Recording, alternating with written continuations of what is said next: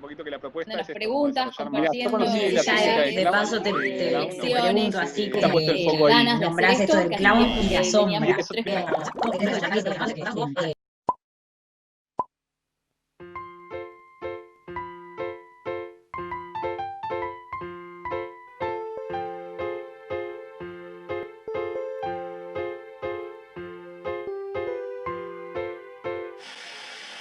Nos damos el gran gusto de entrevistar al señor Pablo Algañarás. Lo dije bien, ¿verdad, Pablo? Muy bien. Vamos arriba. Pablo ha sido maestro de los tres en diferentes instancias, además de un gran amigo, así que es un gustazo tenerlo acá con nosotros. Bueno, y siempre nos gusta empezar las entrevistas planteando como una cierta pregunta que a veces roza lo mítico, acerca del origen, de cómo empezaste con esto, con el quehacer del teatro, digamos. ¿Cómo llega el quehacer teatral a tu vida? Ok. Bueno, primero que es un placerazo que estar con ustedes ahora. Y bueno, y toda la historia que nos rodea es muy querida para mí. Son casi familia, somos. A ver, yo creo que tuvo mucho que ver en mi infancia la Bardén, que es un instituto de artes para niños que transité en plena dictadura militar, y la escuela era un lugar bastante opresivo, la escuela primaria, y la Bardén apareció como un espacio absolutamente libre, interesante, y ahí me encontré con Ariel Bufano, que después fue el director de la compañía de títeres del Teatro San Martín. También estudié música con gente ahí, no sé, como que me abrió todo un territorio en el arte, todavía no en el teatro, pero bueno, ahí hubo una flor de semilla. También con María Teresa Corral, que fue mi maestra de música de chico. Así nos hacía hacer unos ejercicios muy locos de sensopercepción, de estar de espaldas, desarrollando la oreja. Después la adolescencia fue un lugar medio extraño, digo, es muy importante que desde mis 9 a mis 16 años, la Argentina estaba en dictadura, y cuando estaba terminando la secundaria, me invitan a ver una película con debate, una película de Fassbinder, y creo que esa película y ese momento y ese entorno de poder discutirla y esto me hizo acercarme a un grupo de gente, y ahí, no sé, como que terminé en una clase de teatro, sin haberlo pensado demasiado. Y bueno, después nunca más paré. Estos son mis orígenes en el teatro y un poco artísticos, no en el clown específicamente, ¿no? Bueno, ¿querés contarnos un poquito de cómo fueron esos primeros años de formación teatral hasta llegar al clown? Cuando empecé, estaba en el final de la secundaria, así que era un momento de mucha pregunta de lo que iba a hacer y todo. Hice un año de psicología, paralelamente a que estudiaba teatro. Enseguida me interesó el universo del cuerpo, ¿no? O sea, yo llegué a unas clases de actuación, pero también había expresión corporal. Y además tenía, ya lo contesto, no sé, digo, espero no repetirme mucho en esta entrevista, pero yo tenía la imagen de Cantando bajo la lluvia de Gene Kelly, como un ánimo que tenía ganas de reproducir en mi quehacer. Y mi profesora de teatro me dijo, anda a estudiar comedia musical. Y en la comedia musical no encontré nada, pero bueno, encontré un puntapié para terminar en una escuela de mimo, y de escuela de mimo a otra escuela de mimo, donde pasé 4 años, la escuela de mimo de Escobar y Lerchundi, y ahí como que se fundaron bases muy precisas en cuanto al trabajo corporal. No porque mi clown después se base en el trabajo en el mimo, porque realmente no se basa tanto en eso, sino más en la antropología teatral, que es algo que también encuentro desde la escuela de mimo. En un momento el Odin Theatre aterriza en Buenos Aires, y yo, junto con otros compañeros, fuimos a verlos, y ahí encuentro todo un sentido de grupalidad, todo un sentido de oficio que me interesó sobremanera. Ya la escuela de mimo me cambió mucho la perspectiva social, ¿no? O sea, yo me sentía muy bicho raro, y en la escuela de mimo encontré todo un bagaje de gente en donde no, dejé de sentirme, o sea, había un lugar para mí en el mundo, había un grupo de gente. Eso fue muy, no sé, muy importante. Entonces, la escuela de mimo, el Odin Theatre se juntan un poco, la experiencia con el Odin Theatre se juntan para que con unos compañeros, terminando ya la escuela de mimo, fundemos una compañía que se llamaba Mixtratos, con la que trabajábamos todos los días, todas las mañanas, de 9 a 1, y entrenábamos, sobre todo desde agarrados al librito de Barba, Más allá de las islas flotantes, que era como nuestra Biblia totalmente, ¿no? Entonces ahí, en esta búsqueda que hace Barba de la antropología teatral, que tiene que ver con el uso del cuerpo en situación de representación, o sea, qué hace particular a un ser humano que está subido al escenario, qué le pasa cuando no está subido al escenario, y bueno, ahí se fundan una serie de leyes, y yo venía muy entrenado en eso. Entonces, cuando años más tarde, en realidad yo hice un taller de clown, en esa época no, antes todavía, y no me había ido bien, pero en Argentina estaba lleno de clown. Entonces yo vi mucho, pero no hacía, pero sentía que era la panacea. Hacer clown era la panacea, pero yo no lo hacía porque no me había sentido. Pero dentro de esos 10 años, desde que tomé ese primer curso hasta que finalmente me encontré y nunca paré, entrené muchísimo la antropología teatral. Entonces, cuando finalmente me encuentro con el clown, me encuentro desde un cuerpo muy trabajado. Y para mí el clown era eso, era tensión con el espacio, tensiones con el otro, el trabajo de opuestos que había aprendido con Barba, esto de la arquitectura de tensiones. O sea, el Barba decía, el equilibrio no es una situación estática, sino es un acuerdo de tensiones. Y yo salía de escena, y para mí la escena era vibraciones, ¿no? Desde el tamaño de los cuerpos, de los olores, de las distancias. Y cuando pude plasmar el clown y encontrarme con el público, no quise bajarme más.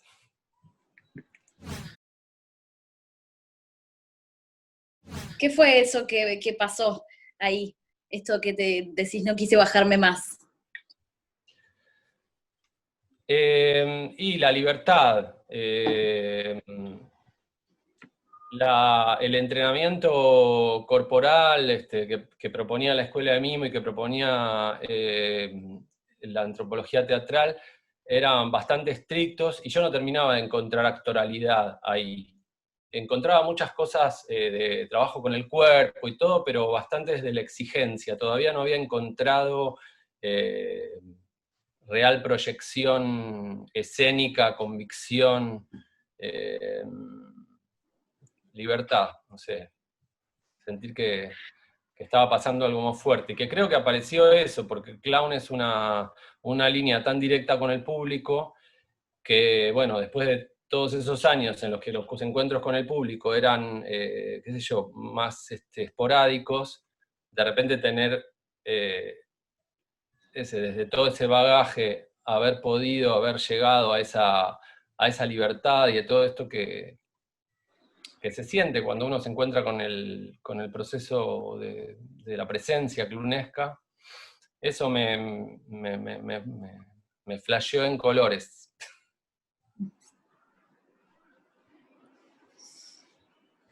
Y Pablín, ¿cómo estás viviendo este momento con todo lo que les está pasando ahí?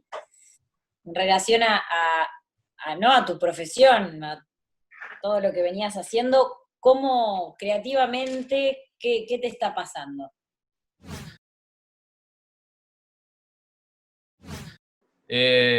Muchas etapas, o sea, es muy difícil 4 meses y medio de cuarentena, ¿no? O sea, es muy raro. En este momento te diría que me siento un poco robotizado, extraño, no sé, como reeligiendo mi estar en casa todos los días, porque los veo ahí juntos y no lo puedo creer. O sea, es muy raro, es muy raro. Estoy trabajando algo con una compañera, yo estoy haciendo una obra que se llama Mortajas en este momento, o sea, estaba haciendo hasta que vino el coronavirus, y con ella estamos reuniéndonos 2 veces por semana vía Zoom, y nada, y están haciendo algo que me encanta,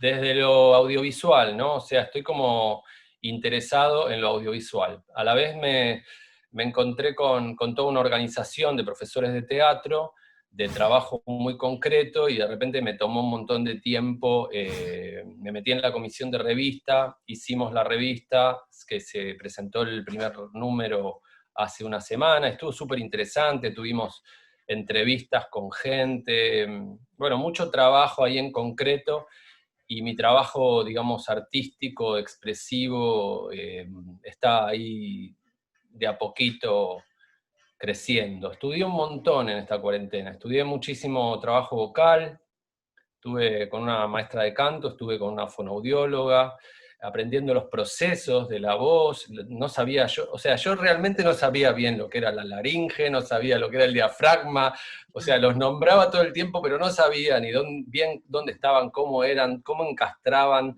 en conjunto, no sé, la anatomía. Estudié mucho eso, y me encanta. Y entendí que está bueno saber. Y en internet ahora hay unos mapeos increíbles en 3D de toda la zona, te los muestran desde una cámara a la otra. Bueno, pero extraño un tocazo, actuar, qué sé yo, extraño mucho la ronda de la clase. No sé, siento que estamos como aprendiendo un nuevo aquí y ahora, ¿no? O sea, es raro, el teatro es aquí, ahora, aquí, ahora, aquí, ahora, pero ahora es ahora, pero el aquí no es igual, o sea, no es el mismo aquí, ¿no? Me refiero a la situación de Argentina y no a la situación de Uruguay. Claramente, sí, sí. Sí, claro, claro. Bien, bueno, te pregunto otras cosas más de antes. Sos docente, trabajás mucho en la pedagogía del clown desde hace muchos años. ¿Desde dónde trabajás? ¿Qué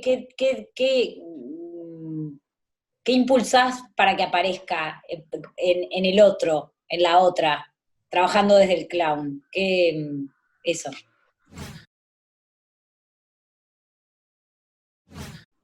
Me di cuenta que me encanta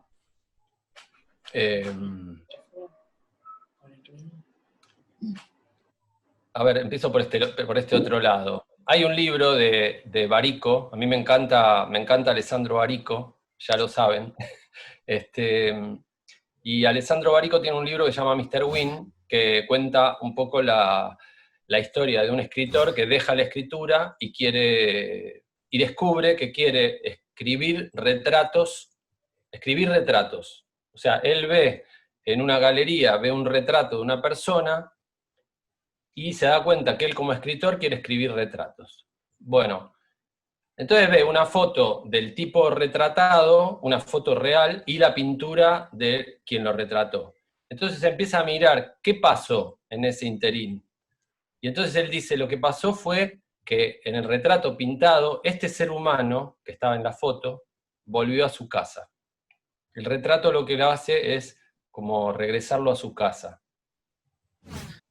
Bueno, yo creo que disfruto y me encanta mucho ese primer paso que genera, que está metido en el oficio teatral, pero que tiene que ver con regresar a casa a a la gente, y que eso lo hagamos en conjunto. O sea, la ritualización de esa vuelta a casa es algo que me encanta. Ese poner el cuerpo, ese volver a sentir el peso, el eje, el aquí y ahora. De hecho, es un ritual que extraño muchísimo. Y cuando yo doy talleres en la naturaleza, o sea, me pregunté también, ¿por qué me encanta eso también? Y digo, porque es como una exacerbación muy grande el encontrarse con la propia naturaleza. A partir de ahí, el lenguaje, el juego clunesco, pero hay algo que me gusta, me interesa mucho. De hecho, yo cuando doy talleres, no busco el clown desde el juego, o sea, no es lo primero que hago. Lo primero que hago es que cada uno se encuentre con su cuerpo, se encuentre con su sonido, se encuentre con su estar, bostece, se encuentre con sus excesos, y desde ese territorio me es muy sencillo empezar a hablarle a la máscara y saber que ya hay clowns ahí, aunque haya alguna gente que ni se da cuenta, pero ya están los clowns dando vueltas. ¿Por qué? Porque ya están en casa de alguna manera. Y si me permiten, puedo contar una anécdota fundante. Descubrí con el tiempo que era fundante. En ese momento no me di cuenta. Resulta que yo trabajaba mucho en eventos en una época de mi vida, ¿no? Yo sentía que me recontra prostituía trabajando en eventos, haciendo eso. Pero con el tiempo me di cuenta que me había servido para entrenar muchísimo. O sea, muchas veces la pasé pésimo, pero muchas otras veces sentí que hubo mucha magia, que muchas veces esa magia no estuvo en el escenario. O sea, hubo encuentros, hubo momentos realmente muy, muy buenos de encuentro con la gente. Y de hecho, en un momento en que el trabajo en eventos ya llevaba muchos años, y yo también trabajaba en teatros oficiales en Argentina, donde me pagaban, pero en un momento de la vida sentí que todo eso estaba terminando. Fue duro, porque sentía que terminaba y no sabía hacia dónde iba. Fue un crack, así fue como un cambio. Yo en ese tránsito me acuerdo que hacía terapia con un tipo que me trataba muy, viste, como decirme, bueno, si no tenés trabajo, andá a buscar trabajo. Andá a buscar trabajo. Andá y trabajá de lo que sea, pero trabajá. Y yo quería, pero no podía, o sea, ya había probado alguna vez de trabajar, fabricaba instrumentos musicales, digo, no era un trabajo feo, pero había algo que no funcionaba. Entonces yo no tenía un evento, no me estaban llamando para un evento en ese momento, pero dije, yo últimamente me encontré muy bien. Resulta que en los eventos llevaba un librito chiquitito que tenía 1000 refranes. Era un librito así, muy payaso, porque era muy chiquito.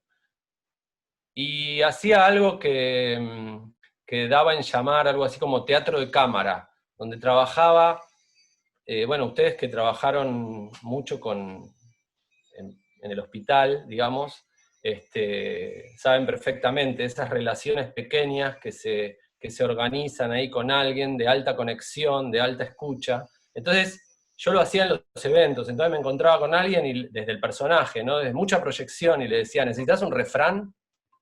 ¿Viste? Y si se daba la conexión, hacíamos todo un procedimiento, y llegábamos así desde una manera absolutamente oracular a, ¡pum!, ver si el refrán que te tocaba era algo que necesitabas. Y la verdad que el 70% de las veces se daba. La persona flasheaba y decía, sí, esto, o sea, nada, me hizo creer mucho en la conexión, mucho en la capacidad visionaria del clown. Y eso es lo que también transmito en las clases, ¿no? La capacidad visionaria. Un día, una chica, en un evento, me roba el libro, me lo saca de las manos, y me dice, ahora te toca a vos. Entonces, hace todo el mismo procedimiento que yo hacía, y el refrán que me toca es, árbol que no da leña sirve, árbol que no da fruto sirve para leña. Árbol que no da frutos sirve para leña. Yo en ese momento, desde el clown muy positivo, pensé, bueno, sirve para algo, aunque sea da leña. Pero claro, después, más en casa, sentí que había algo que pujaba por algún otro tipo de frutos. Y con los años siento que además mirando un poco el calendario, siento que en ese momento empezó toda la reorganización de mis saberes, todo deglutir de nuevo el oficio para ahora darlo, ¿no? Y hay algo ahí en lo de la docencia, ¿no? Pero bueno, enhebrado con lo que estaba contando, un día me fui a la calle a hacerlo solo. Me vestía en mi casa, me iba en el auto hacia algún lugar donde quisiera trabajar en la calle, me pintaba, me ponía una media máscara y salía con mi librito a encontrar gente, a encontrar conexiones. Y el primer encuentro que tuve fue con 2 pibes que estaban sentados en una mesa de un bar, y bueno, se dio. Y me dieron el billete más alto que existía en ese momento en Argentina. Y después en todo el día de trabajo gané lo mismo, pero con 5 o 6 horas. Pero bueno, fue significativo que la primera sea tan confirmatoria. Y bueno, así un poco, cuento esto como, por un lado, esas cosas que me pasaron y que me confirmaban, no vas a trabajar en cualquier cosa, o sea, vas a hacer tu oficio. Pero fue un momento así medio limbo, en el que todavía no encontraba por dónde, y bueno, llegó la docencia, ¿no? Así llegó después de muchos años de actuar, empecé a darlo. Bien, ¿y no dirías, Pablo, que la docencia es otro oficio? Yo siempre digo que es otro amor.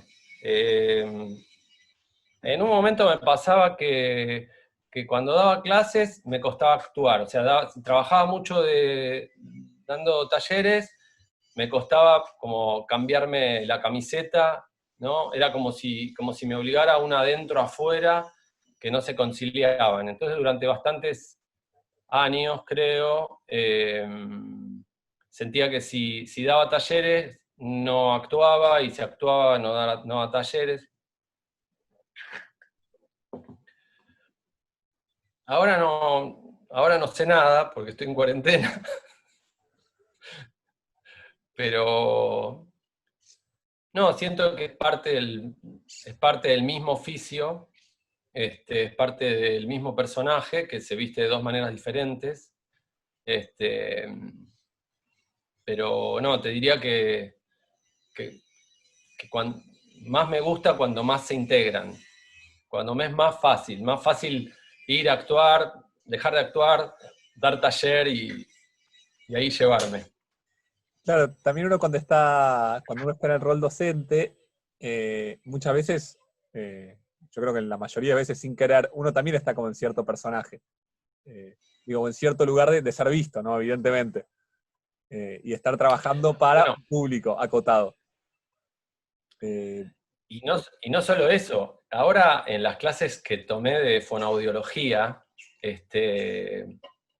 yo le contaba una cuestión con la voz y me dice, seguro que cuando das clase no te pasa. Digo, no me pasa para nada. Bueno, ¿qué haces en las clases? ¿Qué haces cuando actúas? ¿No? O sea, que después en la vida, como bajás energía y no producís lo mismo. Digo, mierda, como que todo se acomoda de una manera, como si fuera un yo exacerbado que quiere dar algo y organiza mejor su caja, ¿no? Organiza mejor su organismo para poder, y no se hace daño. Y después no laburo, y por eso tengo también temores ahora que no ejerzo el oficio. Digo, uy, qué encuentro conmigo mismo, porque con el oficio estoy en caja. Y traigo acá una charla que hemos ido y vuelto varias veces con la Vero, que los dos laburamos mucho como docentes, y cómo a veces en pos de dar la clase y de acompañar los procesos creativos de los alumnos, como que la sensación de que se van todas las ideas y toda la creatividad para ese lado, y cómo en el balance cuesta cuidar algo de lo propio. Vos decías que también te pasó eso una época y ahora ya no. ¿Te das cuenta? ¿Podés percibir por dónde vino el clic?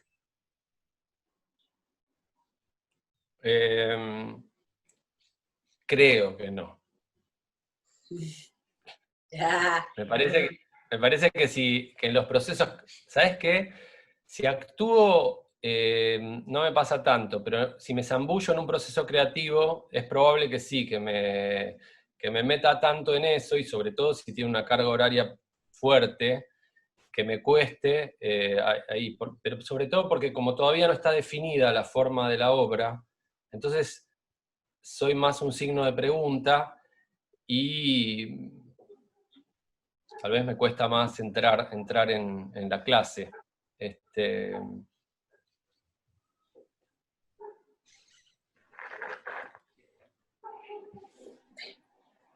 Bien, es interesante esa distinción entre estar actuando y estar creando la obra, ¿no?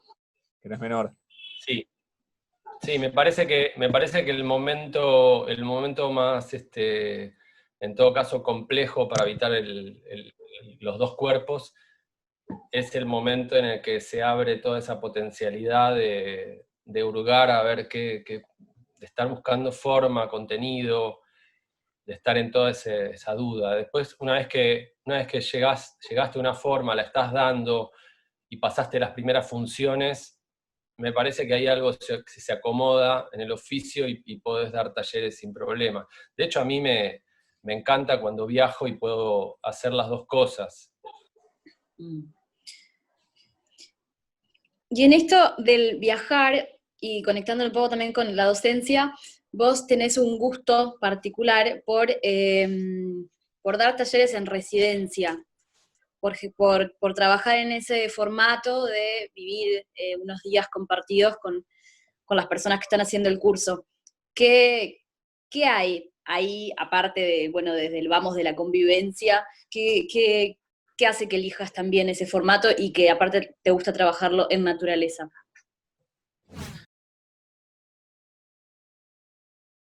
Me encanta lo que le pasa a la gente. En la sala, cuando trabajo en la sala, es como que, si bien hay la gestación de un grupo y la dinámica grupal, que la verdad que es algo que me apasiona, armar grupos es algo que me apasiona.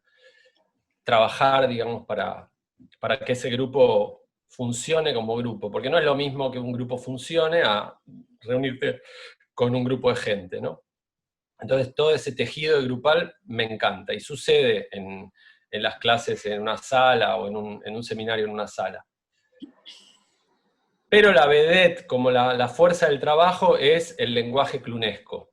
En las residencias existe eso, pero a la vez el encuentro con la naturaleza es fuertísimo, de cada persona con la naturaleza, donde pone a las personas el encuentro con la naturaleza. Y a la vez, ninguno de nosotros o ninguno de los participantes en general está acostumbrado a convivir 4 días trabajando. Digo 4 días porque en general es la medida de los talleres, que parece poco, pero bueno, es un montón, es mucho lo que pasa en esos 4 días, y la convivencia también está operando muy fuerte. Entonces son 3 cosas que se juntan y que me encantan cómo procede. A veces, la verdad, la convivencia a veces me fastidia un poco, porque pasan tantas cosas que le quitan energía al trabajo. O de repente pasan cosas, no sé, falla la cocinera, el cocinero, entonces todo eso toma envergadura y le quita energía al trabajo. Pero lo sigo eligiendo porque me encanta lo que le pasa a la gente, o sea, me encanta con lo que se encuentran las personas. Y como el clown siempre se dice y está parado en un lugar de mucha esencia, de alguna manera que la persona vuelva a mirar esa esencia, siento que le hace bien a su clown, ¿no? O sea, me parece como un centro de operaciones distinto que la sala, que pone a la persona como en otro lugar de búsqueda muy, muy interesante. Además es una zambullida al oficio muy fuerte. De ahí, y encima, cuando los talleres son de proceso creativo, lo que se produce grupalmente es tan fuerte, la habilitación que va generando el grupo es tan fuerte que todo el mundo sale de ahí sintiendo que realmente tuvo un vínculo con el oficio que no sé si lo da el taller semanal, no sé, el producir material ahí, viendo lo de los otros. Yo siento que yo, como docente, tengo que posibilitar que esa bola empiece a girar y después un poco apartarme para que la bola gire con salud, ¿no? Y después, por último, me parece un regalo para los seres humanos, porque en este momento de tanto individualismo, de tanto capitalismo, de repente nos encontramos ahí en una fiesta exacerbada de ronda, de juntada con los otros, de fiesta con los otros, una oportunidad de concentración, no sé, única, como un regalo. Y no sé, yo soy de Virgo, leí que a los de Virgo nos gusta servir, y siento que es un servicio. Mm. Qué lindo. Esta pregunta va así como tu artista creador, ¿no? ¿Sentís que en tu creación, me imagino que ahora con este tiempo extraño, todo está cambiando en vos, pero sentís que tenés como temas de interés, temas recurrentes que contás en el escenario? ¿Sentís que volvés a lugares? Sí, absolutamente. Igual ahora te voy a contar de las cosas que hasta me molestan, digamos, que vuelvan, ¿no? Hay algunas que no. Por ejemplo, en un momento me di cuenta que en todas las obras yo cantaba o en todas las obras tocaba algún instrumento y eso se emparenta un poco con mi relación con la música, que fue desde muy chiquito, como contaba antes, y yo no toco bien ningún instrumento, pero de repente me encontraba que en todas las obras, en algún momento me encontraba con la música. Y después me pasa que en todas las obras me suelo encontrar, y esta parte no me gusta tanto, pero me suelo encontrar con un barco.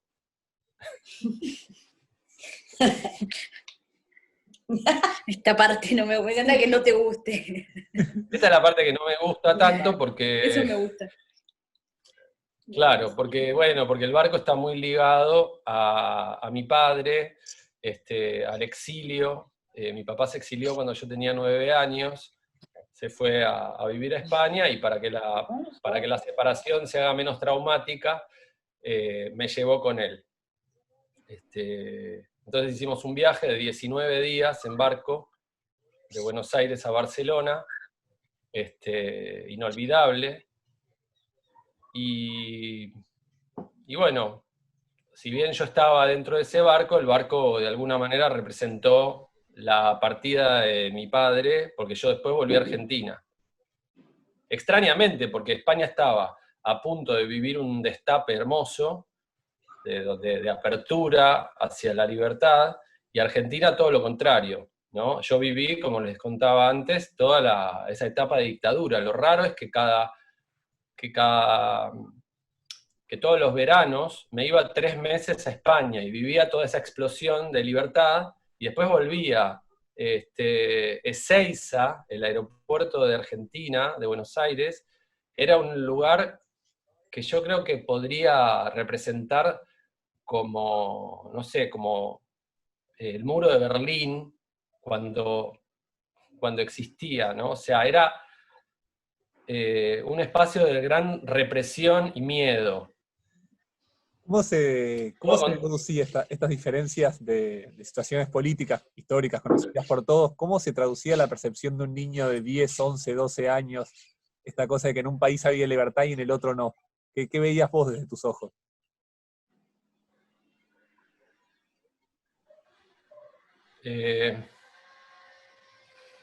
Primero que nada lo veía. Lo veía.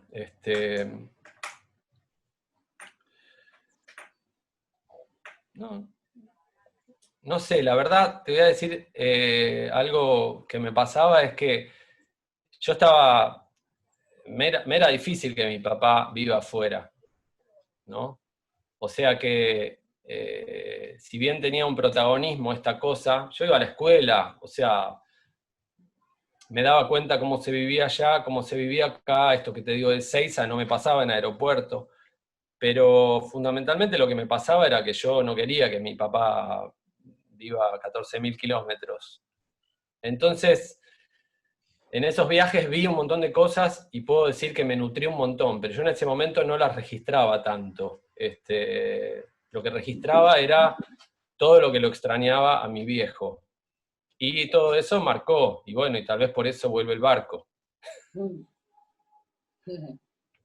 Pero España fue un espacio muy importante en mi vida porque me pasaba meses. Y además como no hacía actividades, sino que iba y estábamos de vacaciones. Pues yo llegaba y los niños españoles estaban en actividad, pero yo no estaba en actividad, porque yo estaba en mis vacaciones. Con lo cual y además viajábamos por España o viajábamos por Europa. Con lo cual estaba bastante solo también.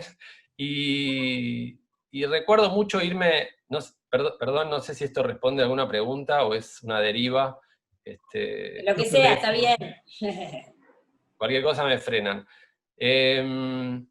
Nada, tengo el recuerdo de ir mucho al cine, por ejemplo, ¿no? Y no me acuerdo, hoy día no me acuerdo, salvo algunas películas que me marcaron mucho, no me acuerdo qué películas veía, pero veía muchas. También me acuerdo tener, no sé, 13, 14 años, y entre película y película, porque me metía y se veían 2 películas, ¿no? Entonces, entre película y película, la gente iba al bar. Año, o sea, primeros 80s.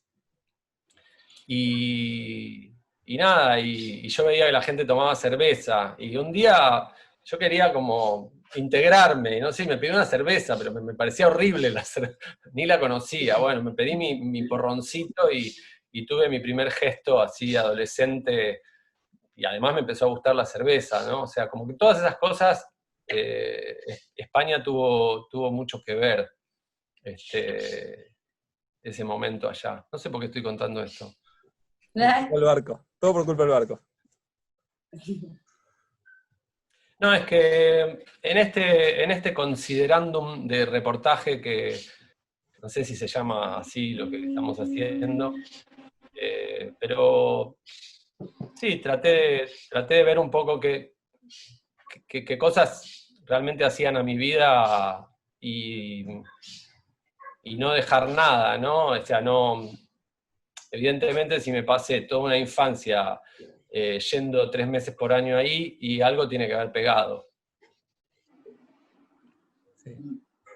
Y bueno, y de ahí entonces la pregunta, ¿por qué y para qué el teatro en tu vida? Si es que hay una respuesta clara. O una Sí, fue deriva, parecido. que también es válida. Las derivas van a llegar seguro. No, en mi caso creo que tiene que ver con cuestiones de necesidad de actuar, pero actuar a lo grande, ¿no? Actuar de poner en acción, de poner en acción el cuerpo. Porque, como les contaba antes, apenas empecé la actuación, caí en una clase de expresión corporal y me divertía mucho, pero además ya sentí que quería esto del swing, ¿cómo se llama?, de Gene Kelly, que años más tarde me enteré que el tipo tenía mucha cercanía con el clown, o sea que había toda una intuición clownesca. Pero creo que lo que estaba buscando era eso, cuerpo. Por cuestiones ahí de la infancia en las que tal vez había sufrido, digamos, como la energía hacia adentro, entonces de alguna manera... Pero esto lo fui comprendiendo años más tarde, ¿no?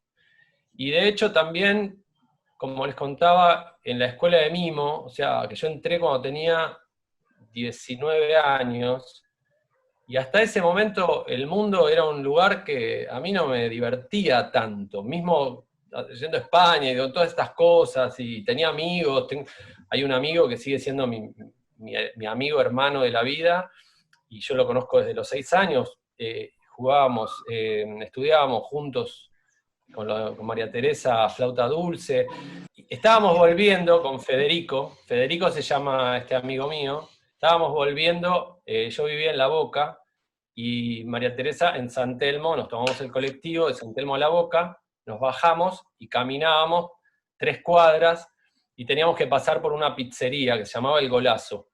Teníamos 8 años, ¿no? Después de la clase con María Teresa. Y pasamos, estaba el pizzero en la puerta, y nos dice, ¿qué es eso que llevan ahí? Decimos, no, flautas.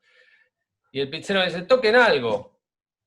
Y yo le digo, y bueno, si nos das una pizza. Y efectivamente tocamos y nos ligamos una pizza cada uno, con lo cual, nada, fue mi primer trabajo. Bien, ahí encontramos el origen. Ahí encontramos el origen. Sí, el golazo. El golazo. ¿Qué te pica hoy para contar?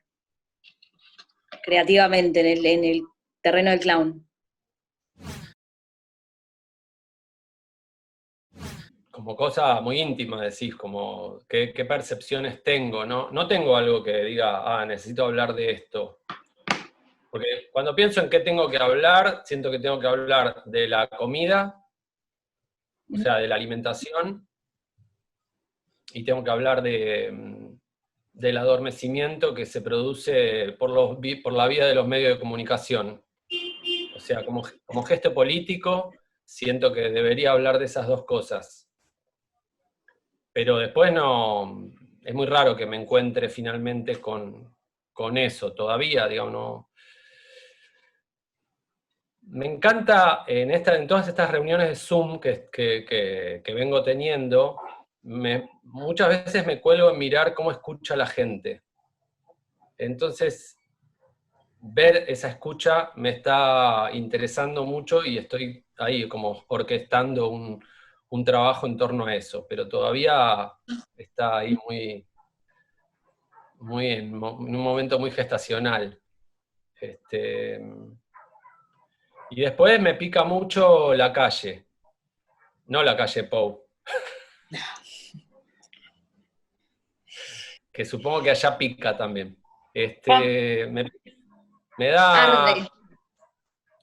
da la sensación de que, o sea, si bien yo quiero que se habiliten las salas para hacer teatro, tengo la sensación de que esto es como una explosión hacia afuera, hacia vernos las caras, hacia tomar sol y Woodstock, ¿viste? Como tengo la sensación de que tenemos que ir a hacer teatro a la calle, tengo la sensación de que tenemos que dar clases gratuitas, que recibir y dar en la calle. Venite vos. O sea, llenar las plazas de cosas, encontrarnos, y probablemente que eso termine reflejando algo de este interés de, bueno, cuidado, no nos durmamos porque nos están queriendo dormir. Sí. Yo me acordé de dónde íbamos antes, cuando derivamos, que vos estabas diciendo que si bien tenías amigos, y ahí nos fuimos con la historia esta, que tenías amigos en tu infancia y eso, como que el mundo no era un lugar tan interesante para vos hasta que descubriste el teatro. Sí. No, mis amigos, la escuela primaria, jugaban mucho al fútbol, y yo era muy queso al fútbol. Entonces iba y trataba de que me ocurra, pero no me ocurría.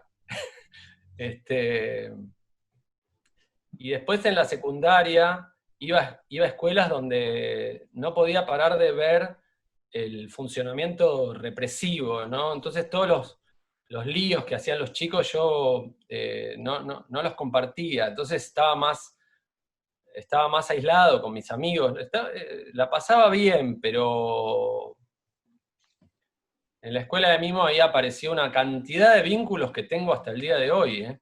O sea, es increíble, es un antes y un después. Lo que pasó ahí de encontrar pares. Voy a comer un chocolate. Buen provecho. Una preguntita, perdón, es la última que yo tengo. Esta es una pregunta más, no sé, como intuición, qué percepción ahí. Que sé que es raro desde adentro de tu casa, pero a mí, no sé, que hace unos años como que lo curtí mucho, todo el mundo, pensar que todo el mundo del teatro en Buenos Aires, el oficial, independiente, esté todo parado en estas circunstancias, me resulta muy extraño. Y como una pregunta ahí intuitiva decís, ¿qué va a pasar cuando vuelva a abrirse esto? ¿Qué va a seguir, la movida va a reconstruirse parecida como era? ¿Qué va a pasar? ¿Qué intuís vos ahí? Recién decías algo con esto de salir a la calle. Pero que ves como, ¿qué percibís vos a nivel de colectivo, desde tu mirada? Una casi negación a hablar del futuro. O sea, todas las veces que yo intenté construir algo que tenga más de una semana de alcance, me encontré con que no era posible, ¿no? O sea, hoy día, por ejemplo, yo trabajo todos los eneros en Córdoba, ¿no? Doy un seminario en la naturaleza en Córdoba. Y con el dueño estuvimos hablando de hacer un festival. Y me cuesta mucho crecer en eso, porque él ya me dice, bueno, ¿vamos reservando fechas? Digo, ¿para enero? Estamos encerrados todavía, o sea, claro, no en todo el país, pero nosotros, Buenos Aires y alrededores, entonces, yo lo que puedo decir es esto, de que yo siento que va por ese lado, pero por el lado del aire libre, por el lado de salir a la calle. Pero lo más grande a lo que asistí y en lo que participo es que los profesores de teatro nos pudimos juntar a estar menos solos. O sea, eso es algo como muy positivo de la cuarentena, porque si bien cada uno de repente dio clases con otra persona, se juntó, pero siempre fue una actividad muy en soledad y casi que la información incluso circulaba poco. Y ahora se produjo así en el PIT, el profesor independiente de teatro, una generosidad. Todos los martes nos entrevistamos con gente que nos tira herramientas. Entonces es una inspiración que tiene mucho más que la cuarentena de tiempo. O sea, es una inspiración de larga data, donde nos llenamos de, no sé, de los otros, que también eran soledades, que estaban ahí trabajando como podían. Y en ese sentido me parece, bueno, interesante que eso siga, ¿no? Que no se corte con la cuarentena. Pero lo que siento es que lo único que se puede abrazar ahora es la incertidumbre. Y cuando tratás de ir más allá, no way. Así que eso, el reflejo de la plaza, el reflejo de la salida tengo.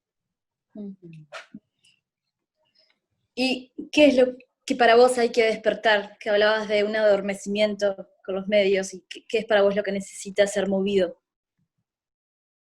No sé si tengo una respuesta muy original. Veo The Wall, ¿viste? O sea, veo el marchar todos hacia un lugar con el celular en la mano. Bueno, nada, el lugar común que vemos, que se nos dio el juguete para generar esta dualidad de la que habla este filósofo norteamericano, Chomsky, en el que nos completamos con el teléfono y nos deja de arder ciertas cosas que es muy saludable que nos ardan, que nos molesten, que necesitemos. Entonces se generó eso, la posibilidad de estar en un circuito cerrado, muy aprovechado por por los poderes, no sé.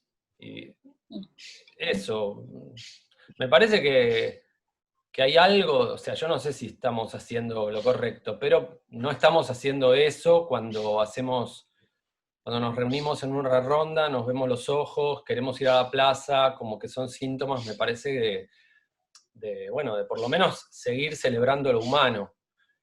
Y me parece que esta revolución industrial no, revolución tecnológica nueva que hay, y tiende a no celebrar lo humano. ¿Tenés ganas de contar algo más o de agregar algo? A ver, acá me había hecho algunos recuerda memoria. Había había anotado una anécdota por si derivaba. La cuento si quieren y ya cerramos. Sí, claro. La chapa. En un momento, también ubicado en ese momento en el que no sabía qué iba a hacer de mi trabajo, que derivó en la docencia, también yo percibía que tenía mucha ductilidad con hacer masajes. Había practicado mucho en las clases, ¿no? Digo, en las clases de diversas disciplinas corporales, y lo que me devolvían mis compañeros era mucha onda. O sea, yo creo que yo lo que percibía respondiendo otras preguntas que me hicieron, creo que es la conexión. No sé, como que hay algo de la conexión que me fascina. También me fascina la bondad, me fascina, me conmueve la bondad. Y bueno, entonces el masaje siempre fue una alternativa de alta conexión y me interesaba mucho. Entonces, en no saber de qué iba a trabajar, de qué iba a vivir, qué iba a hacer, dije, bueno, yo tengo mucha onda con los masajes. Entonces terminé haciendo cartelitos de masajes descontracturantes. Como yo no sabía demasiado de anatomía y qué sé yo, no me quería meter en lío. Entonces dije, bueno, masajes energéticos, descontracturantes, y me hice unos cartelitos y dije, bueno, voy a empezar a aprender. Bueno, aprendí algunas cosas, pero la verdad que no seguí por ese lado. Pero en ese interín, tenía poca plata y se me rompió el auto. Yo tenía un auto chiquito y se me rompió el auto. Y entonces, y tuve una seguidilla. Y entonces estaba hablando con el mecánico, y el mecánico, sentí que había algo ahí con el mecánico, buena onda. Bueno, cuestión que le di uno de mis cartelitos, y bueno, fue mi paciente. El único que tuve.